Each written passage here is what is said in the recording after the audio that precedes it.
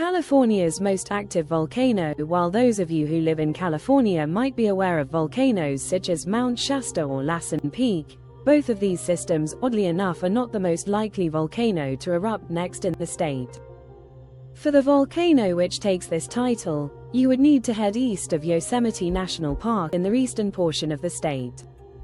There, you will find no central towering peak, but rather a fascinating 16.8-mile or 27-kilometer long narrow chain of volcanic vents, which almost entirely formed in the last 10,000 years. This marks the Mono-Inyo volcano, which has erupted a whopping 23 times during the Holocene epoch, with its last eruption forming obsidian-rich lava flows, massive and deep Mare explosion craters in the ground, and produced long-traveling pyroclastic flows which incinerated everything they touched.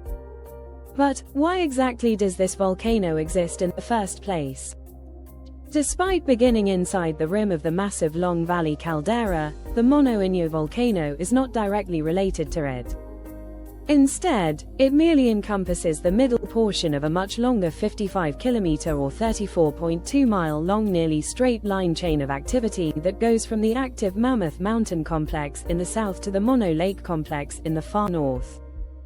These four volcanoes exist in a region of the state containing numerous large fault lines that geologic settings accommodate the vast majority of tectonic stresses related to the North American and Pacific plates sliding past one another. This stress creates north to south trending weak zones in the crust, which magma can intrude into, sometimes rising to the surface and forming a chain of incredibly viscous rhyolite lava domes.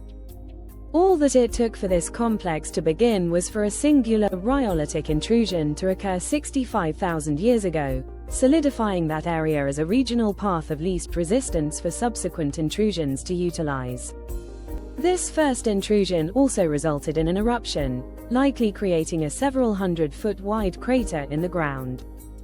After pyroclastic flows scorched the nearby landscape for several miles in all directions, the eruption slowly became less and less explosive.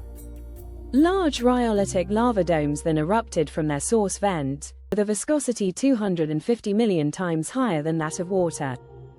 Frequent partial collapses of these domes would generate further pyroclastic flows.